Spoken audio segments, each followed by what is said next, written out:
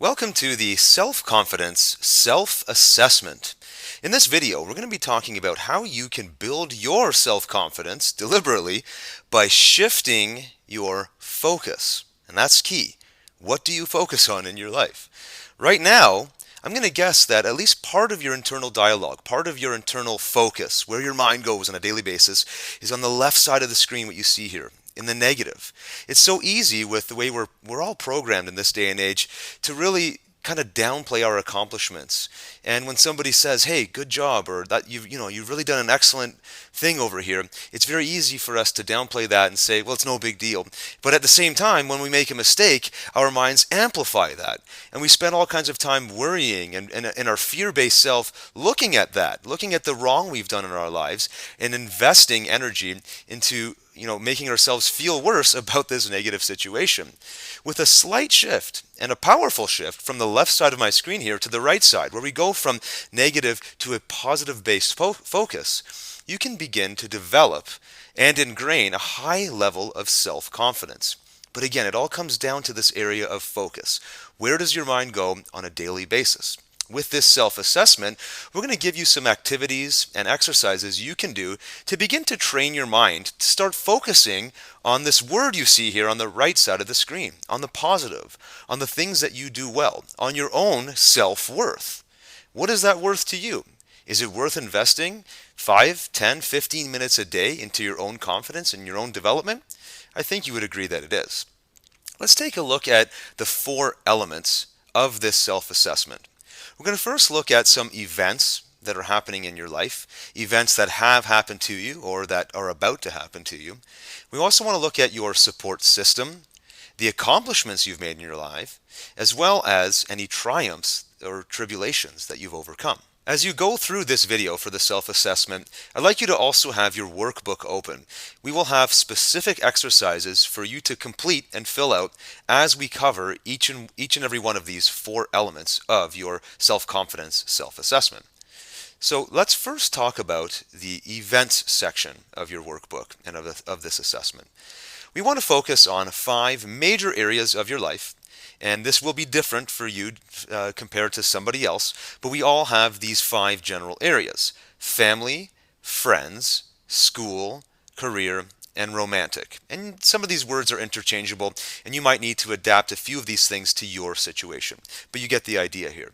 And in these 5 major important areas of our lives, we want to begin to focus our minds on moving from the left side of our screen, the negative, over to the right side of our screen, the positive.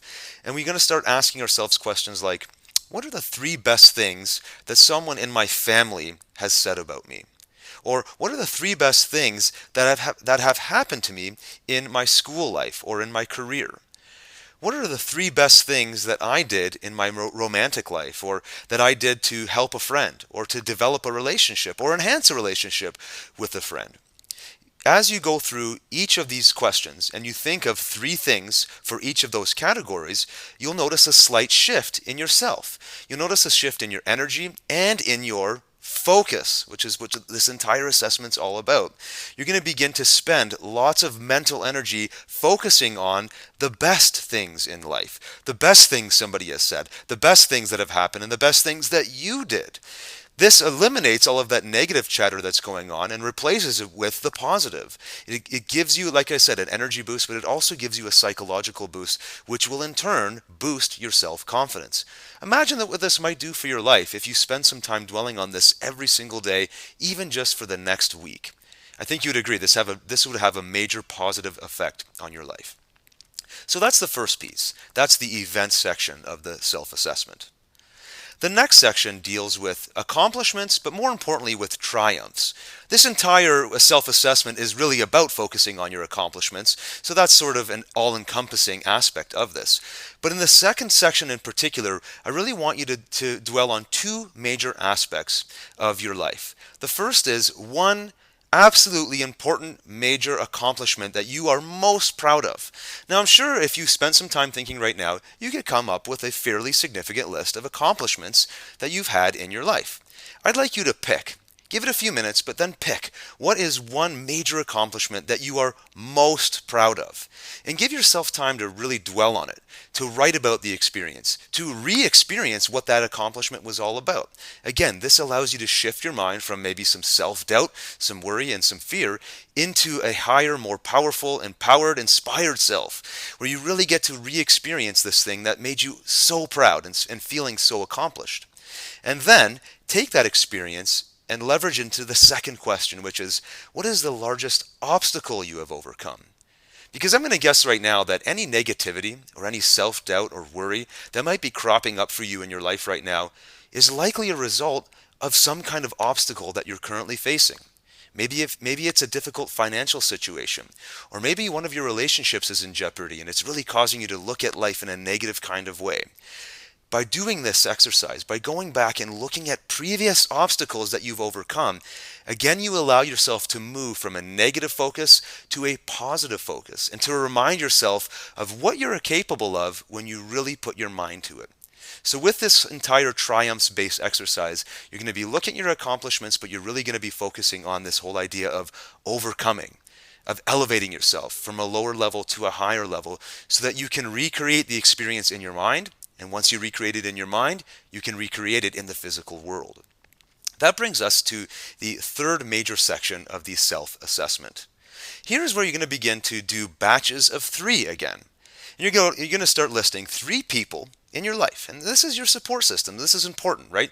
Teammates, members of your family, people that you interact with on a daily basis. These are the people that are going to pick you up when you're down. And you're going to think of 3 people who think you're smart.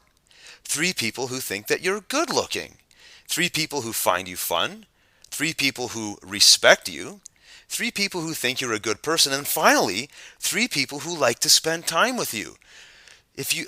Even if you're struggling to answer some of these questions, give yourself some time to really dwell on it, and I'm sure that you can come up with at least 3 people, and my guess is you're going to have to narrow it down. There's going to be more than 3 people in each one of these sections as you begin to dwell on it and think on it, and then you'll become more grateful for all of the abundance you have in your life, specifically from this whole idea of a support system. The more positive people you surround yourself with, the more positivity you will experience. Finally, that brings us to the major accomplishments section of our self-assessment.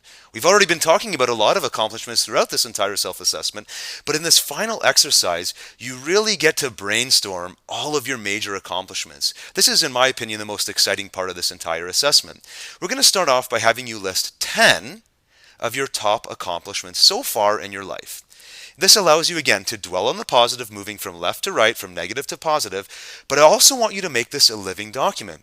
You're going to start with 10, but as time goes on and as the days go on, and as you do this kind of thing day in and day out and really build up your self-confidence, this living document is going to go from 10 to 20 to maybe 100, where every single accomplishment you make now gets documented as a source of input for you to build your self-confidence up. And every day you're going to add new notches to your belt of self-confidence. You're going to go higher and higher and higher, and you'll have this incredible, powerful system in your baseline as sort of a fundamental place you can visit anytime you get knocked off your horse. Anytime that sort of negative mindset or negative fear-based self creeps in, you can remind yourself, hey, I've got this list of accomplishments, I've got this support system, I have these events that are happening, I have these people in my life, and all these things become an aspect for you to dwell on and, again, create that confidence that you need.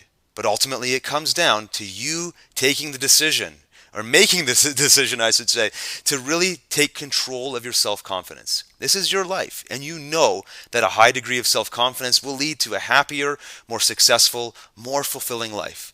Please make sure you take time to watch this video again if you need to, and absolutely fill out and complete all parts of the workbook. Do that, and do this over and over again until you feel an unshakable level of self-confidence.